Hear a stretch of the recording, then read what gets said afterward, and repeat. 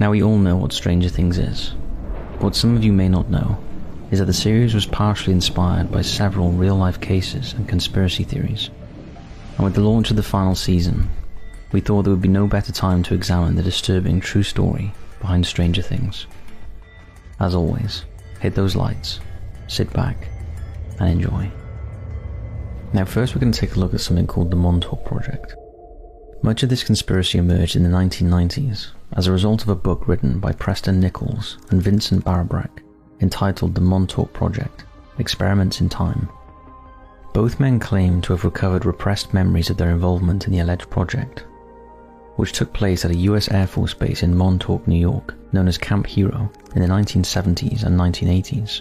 According to the area's history, the camp was commissioned in May 1942 by the US Army to defend against German submarines and boats, as Montauk sits at the tip of the South Fork Peninsula of Long Island. It was designed to look like an old fishing village in order to deceive the Nazis, and included a gym that was built to look like a church. This structure remains today, but many of the small Cape Cod-style houses have been torn down. The base was deactivated in 1947, several years after World War II, and was turned over to the US Air Force in 1951. It was shut down in 1982 and turned into a state park in 2002. Nichols claimed to be teleported to Montauk in 1968, where he worked on the facility's semi-automatic ground environment radar tower. Additionally, Project Montauk is said to have links with other alleged experiments. The Philadelphia experiment, which supposedly took place decades earlier in 1943. The Philadelphia experiment was apparently an attempt by the US Navy to make a specific ship of theirs entirely invisible to enemy devices. The ship in question was the USS Aldridge, a destroyer escort that operated during the Second World War. According to the story, the experiment was somewhat successful, in that the ship was able to become invisible or cloaked, but doing so caused the crew on board to become severely physically and mentally ill. Supporters of the Montauk Project conspiracy allege that the Philadelphia experiment paved the way for the more advanced investigations at Camp Hero, and that those who'd worked on the previous experiment continued their work in Montauk. Some of those abducted and forced into experimentation at Camp Hero were supposedly teenagers, and they're said to have been subjected to a vast array of different tests, though many pertain to space-time manipulation. The goal was to control the minds of these impressionable young people in order to create super soldiers. One of the most famous of the devices used in the experiments was the Montauk Chair, which was supposedly a piece of equipment designed to enhance one's psychic abilities and allow the user to harness such powers, and in turn influence or view events across time and space. Such individuals were able to experience different time periods and interact with their past and future selves. Notably, Stranger Things 11 was able to recover her powers in later seasons using a similar device. Mind control is another of the most notable of topics researched as part of the Montauk Project, which is said to have examined the depths of psychological warfare, including looking at brainwashing techniques, remote influencing, and the programming of the human mind. In their book, Nichols and Barabrek claim that such programming was carried out by means of electromagnetic radiation, which was often done on members of the unhoused population, who were abducted from the streets to be used as experimental fodder. Employees at Camp Hero would transmit ideas into the minds of subjects using this method, but were also capable of inducing hallucinations or controlling one's actions and thoughts without their knowledge. Other research conducted by the project was interdimensional and extraterrestrial contact, with stories alleging that portals to other worlds were created, allowing living beings from other dimensions to enter our own, and vice versa. Nichols and Barabrek claimed that project employees were able to make contact with extraterrestrials, and that the two began exchanging information and working together, with the government ultimately attempting to make meta-humans from what they'd learned. Nichols and Barabrek made dozens of allegations in their book and referenced other conspiracy theories, including claims that the moon landing in 1968 was a hoax, and that the Jersey Devil, a cryptid known to live in the forests of the Pine Barrens in South Jersey, was created in Montauk's very labs. Followers of Nichols allege that he was able to control the weather, using this as a basis for the conspiracy theory that the US government also wields this power. Nichols also claimed that the experiments came to an end when one child was able to summon an interdimensional monster, similar to how 11 brings the Demogorgon to our world in Stranger Things. According to some reports, the publication of Nichols and Barabrek's novel, despite its lack of concrete evidence, solidified theories that some Montauk locals had already been contemplating, that the government was using the former military base for unethical and bone-chilling research purposes. Other articles note that many residents of the town scoffed at the idea. Still, to this day, many are convinced that something was going on in Montauk during the time of the project's operations. Filmmaker Christopher Garantano, who directed a docudrama about the base named the Montauk Chronicles, later spoke with the Dark Files, a History Channel documentary. He stated every 12 seconds the radar tower would rotate and there would be animals freaking out and people getting headaches and bad dreams. He added that the electronic equipment was known to go haywire when the dish rotated.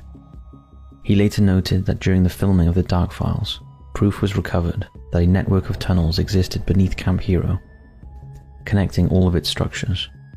He told Newsday in 2017, something extraordinary was found, which goes against all the official statements that there isn't anything there. We didn't get into them, but we have footage of them that was taken by someone else. A Montauk resident spoke with the New York Post in 2020 and echoed similar sentiments. I don't want to add fuel to the fire because I do not believe all the zombie stuff, but the impact the tower had on the town was real. I don't know if it affected our thoughts like some people say, but it was a force.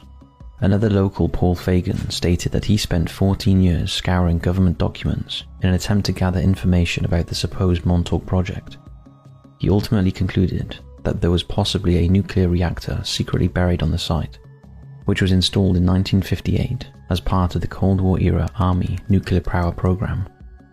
He suggested that the conspiracy theories were fabricated and passed around in order to deflect from the possible existence of the reactor. Garantano's docudrama details the allegations of several men, including Nichols, who alleged that they were brainwashed and forced to take part in experiments at Camp Hero between 1971 and 1983. Now, Garantano did not find Nichols or the other accusers, Al Bielek and Stuart Serdlow, to be credible, but he was intrigued by the story and continued to investigate the camp even after filming wrapped up. Reports state that Swerdlow was particularly unconvincing as he regularly contradicted his own backstory. Garantano later employed a geophysicist to analyze the ground beneath the old base, which returned evidence of large structures that were not observed on official maps. He stated, "Forget all the Alien and MK Ultra. I think there was some type of experimentation out there using kids or teenagers, maybe runaways from New York." While historian Henry Osmers pointed out that the area's rich military history is often disregarded in favor of colorful conspiracy theories, one man who works at the Camp Hero State Park told the New York Post that he believes himself to be one of the young children abducted by the government and subjected to unethical experiments. Joe Lofreno claims that during the summer of 1980 and possibly that of 1981, he was taken from his family and abused by Project Montauk workers. He would have been just 12 or 13 at the time. He added that a local boy, whom he was not very well acquainted with, had invited him to go on a bike ride to the base. When they arrived, two men were waiting, dressed in plain clothes. They ushered the two youngsters to a building on the base, and they were later brought through Battery 113, one of the sealed gunneries that remained after the war. Lofreno alleges that he had memories of lying on a table with wires coming out of him like electrodes, and that there were as many as 50 other children with him. He believes that some were later killed, and stated, "They analyzed us like animals." According to Lofreno, he recalled this information while undergoing hypnosis by a certified hypnotist. "I didn't believe it until 2 years ago. I was hypnotized for about 40 minutes, and all of these memories flooded back. They did a very bad thing to us out there. We were just little kids. They had no right to experiment on us. It was a very dark, very evil thing." According to reports by researchers, as well as those of Nichols' book, odd things began occurring shortly after the camp was made defunct in 1981, though the exact nature of these things is unclear. Peter Bovey, a former Manhattan advising executive and author of the novel Montauk Time, told the New York Post, "I believe it's entirely possible that the human experiment stories are true. Scientifically, psychologically, it's all conceivably real. I believe there were army experiments out there that involved interdimensional travel, and the fallout from that still exists, like a tear in the space-time continuum. He added though, having said that, there's no hard evidence I've seen to prove it. Vincent Barabrick, who co-wrote with Nichols under the pen name Peter Moon, still believes that something nefarious occurred out at the base. We're dealing with phenomena that are not just 3D. If you research sacred geometry, Montauk is known for being a power vortex. Geologically, it is an underground mountain that comes up. It's its own separate island in a way. Something happened out there, that I'm sure of. Paul Fagan concluded that Camp Hero has a way of taking its toll on people. So many people, including me, who spent any time looking into Camp Hero, ended up completely different people afterwards. It's a strange coincidence, but I've seen it happen to multiple people. I got squirrely. I had to leave town for a while. All I can say is the imagination is one hell of a machine that can affect you to the point where you no longer know what's true and what isn't. In 2008, the body of what is described as a beaked, hairless creature washed up on the shores of Ditch Plains Beach, about 4 miles from Camp Hero. It was discovered by a trio of friends, and local newspapers went on to suggest that the corpse had come from Plum Island and was an experiment that had gone wrong as part of the government's Animal Disease Center.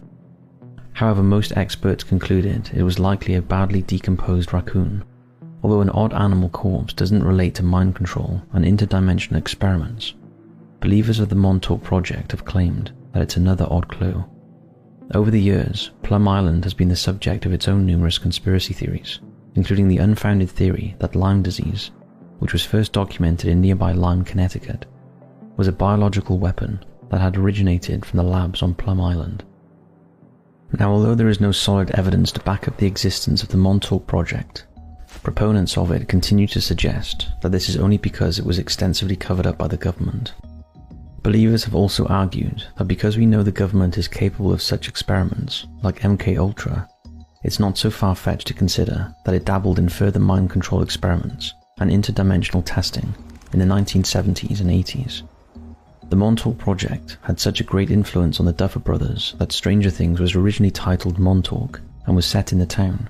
However, they switched to the fictional setting of Hawkins, Indiana, after learning that it would be near impossible to film in or around Long Island in the wintertime. Now, we just mentioned something called MKUltra, and for those who do not know what that is, you're in for a wild ride. MKUltra came into existence in 1953, just 2 years after Alan Dulles became the head of the CIA's covert operations. But the scheme has its roots in Project Bluebird, an earlier mind control program dating back to Harry Truman's presidency, which started in 1945. In 1951, Dulles reportedly became interested in Project Bluebird and reached out to a senior officer working on the program. He explained his intrigue in exploring, augmenting the usual interrogation methods by the use of drugs, hypnosis, shock, etc. This soon led the CIA to begin opening secret prisons in West Germany, the Philippines and Japan, where prisoners were subject to unethical experimentation with no oversight. Those apprehended by the CIA abroad were either suspected of some wrongdoing or were simply labelled expendable. They were subsequently thrown into cells and subjected to the most brutal and inhumane experiments, like sensory isolation, electric shock, temperature extremes, and were injected with various drugs. General Walter Schreiber, a former brigade general of the Nazi army, reportedly contributed in an advisory role to these early experiments after he was brought to the US as part of Operation Paperclip, wherein 1,600 German engineers, scientists and technicians, many of whom were Nazi Party members, were brought into the country. Schreiber had approved several abusive and inhumane experiments in various Nazi concentration camps during the war. In some ways, the project was an extension of work that had started in such concentration camps. As well as Schreiber, several other German vivisectionists and researchers were brought in to explain what they'd found during their human experiments so that it could be built upon by the CIA during MKUltra. Now, just a quick side note before we carry on. MKUltra was real. Unlike the Montauk Project, which some label as a conspiracy, MKUltra is actually real. Okay, let's keep going. Dulles strongly believed that the Soviet Union was already in possession of mind control tactics, which they had developed themselves. and there were rumors that their program could force people into making false confessions and even train them to kill on command. Because of all these stories, he felt compelled to make sure that the US could protect itself and wouldn't be left behind. And he did so by examining Project Bluebird and pushing the program forward and expanding upon it. He renamed it Project Artichoke, and several years later in 1953 it would be renamed again, this time to MK-Ultra, signifying its ultra-sensitive nature. One of the first tasks that the project set out to do was to establish a potential truth serum, which they hoped would also be able to reprogram subjects and wipe their memories. One journalist who spent several years researching the project, Stephen Kinzer, described the theory as follows. Gottlieb wanted to create a way to seize control of people's minds, and he realized it was a two-part process. First, you had to blast away the existing mind. Second, you had to find a way to insert a new mind into that resulting void. We didn't get too far on number 2, but he did a lot of work on number 1. The CIA's top drug expert was a chemist named Sidney Gottlieb, who was to oversee the research into such a substance, and he quickly discovered that numerous drugs had been tried before in previous government experiments, including heroin, cocaine, and mescaline, a naturally occurring psychedelic proto-alkaloid known for its hallucinogenic effects. Notably, the CIA learned of the use of mescaline from Nazi doctors who had used the substance at concentration camps while carrying out human experiments. Those doctors were brought in to advise the CIA of its effects. Poison gases like sarin were also explored by the CIA, and again, Nazi doctors were able to provide them with a wealth of information on such substances. In 1953, Gottlieb decided to try out LSD and arranged for the CIA to spend $240,000, almost $3 million in today's money, on purchasing a massive supply of the drug. Pharmaceutical giant Eli Lilly and Company, the first company to mass-produce both the polio vaccine and insulin, was approached a short time later to replicate the formula, so that the CIA would have access to an endless supply of it. The drug was subsequently distributed to the healthcare facilities, including hospitals, local clinics, and other such institutions, asking them to give it to patients and record their reactions. Gottlieb did this through fabricated foundations, so that the CIA could avoid detection and thus not be linked back to the government. As well as being distributed amongst healthcare patients, the drug was also given to prisoners, those with mental illnesses, and people suffering from addiction, with one CIA officer summoning these groups up as people who could not fight back. One such prisoner was the infamous James Whitney Bulger, who would later go on to become the boss of the organized crime group, the Winter Hill Gang. In 1956, Bulger served his first term in federal prison at Atlanta Penitentiary for armed robbery and truck hijacking. He later stated that he and his fellow inmates who participated in the CIA's MK-Ultra scheme had been duped into doing so, being told that they were helping to find a cure for schizophrenia. He and 18 other inmates volunteered for the program, as they were promised that time would be taken off their sentences, and for 18 months the group were given LSD as well as other drugs. Bulger recalled that this period of his life was nightmarish and took him to the depths of insanity. He wrote in his notebooks that he regularly heard voices and was afraid that he would be locked up for life if anybody were to learn of this. He also noted at one time 8 convicts in a panic and paranoid state, total loss of appetite, hallucinating, the room would change shape, hours of paranoia and feeling violent. We experienced horrible periods of living nightmares, and even blood coming out of the walls, guys turning to skeletons in front of me. Kinzer described MK-Ultra as the most sustained search in history for techniques of mind control. Over the next 10 years, the program continued to expand. It involved at least 80 institutions, 44 educational facilities, and 185 researchers. Because of the massive amount of secrecy shrouding the project, however, many agency leaders remained in the dark about its existence, and this helped Gottlieb's ideas and experiments go largely unchecked. Prisoners from not just inside the US but outside it too were brought in to be experimented on, tortured and abused, and since he never had to formally report on his work, the things he got up to were not well documented. Kinzer stated, "We do not know how many people died, but a number did, and many lives were permanently destroyed." He added, "This guy had a license to kill. He was allowed to requisition human subjects across the United States and around the world and subject them to any kind of abuse that he wanted, even up to the level of it being fatal. Yet nobody looked over his shoulder." By the early 1960s, Gottlieb was beginning to grow tired of the project, since nothing that he ever did ever gave Dulles the results he was hoping for.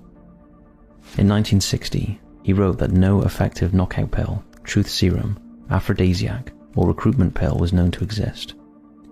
Though he was unable to find the ultimate drug that would give the US the powers that the Soviet Union supposedly harbored, he did learn that a mixture of drugs, electroshock, sensory deprivation, and other such methods of abuse would help to break the human mind. The project wound down in 1963, and in 1964 it was replaced with MK Search, said to be a tamer version of its predecessor. Gottlieb's career came to an end in 1973, 20 years after MK Ultra began, when his boss, Richard Helms, the then director of the CIA, was removed from his position by President Richard Nixon. Helms was reportedly the only person at the agency who had any real idea about what exactly Gottlieb had been getting up to, and so they both agreed that all records of the project should be destroyed. Gottlieb subsequently drove out to the CIA Records Center and ordered that boxes full of recorded information be destroyed, but fortunately records were found in other places, meaning that there was enough for future individuals to piece together just what exactly Gottlieb had been putting his subjects through.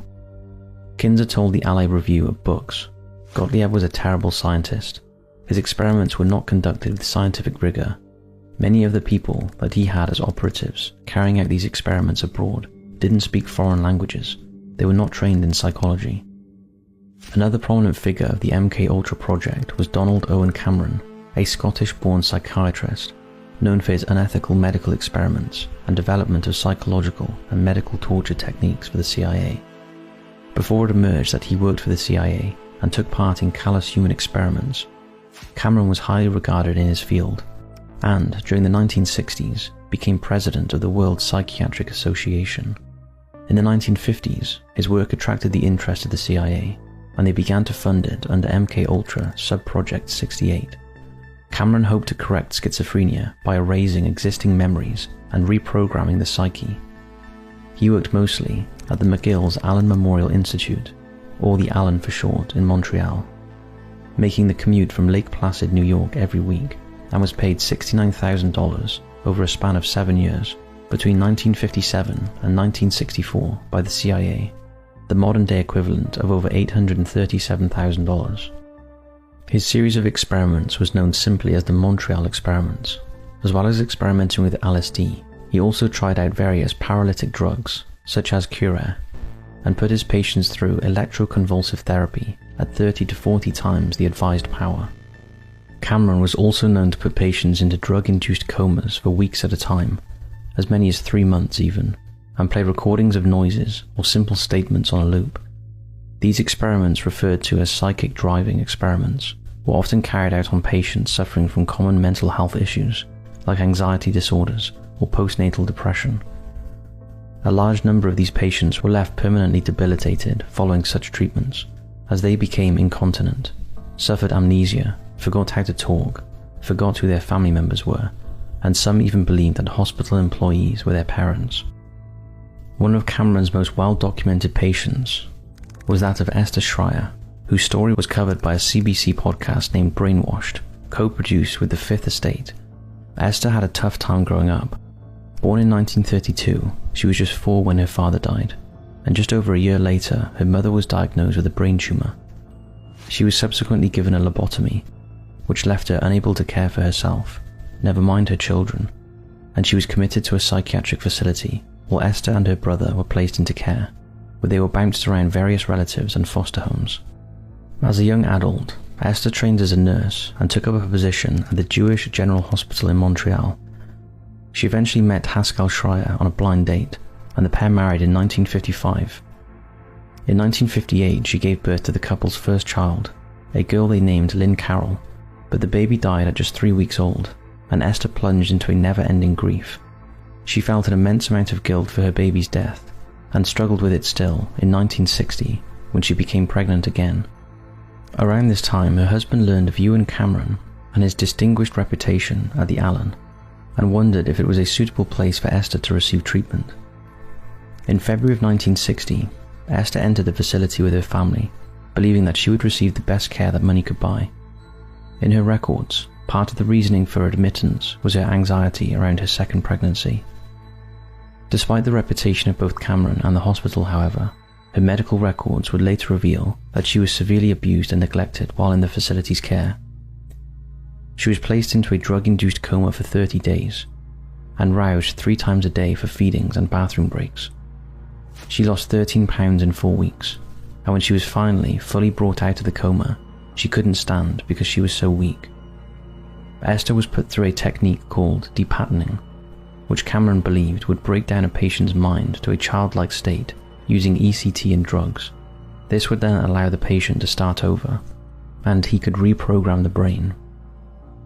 This is where the psychic driving technique would come in, where a tape loop would be played over and over again.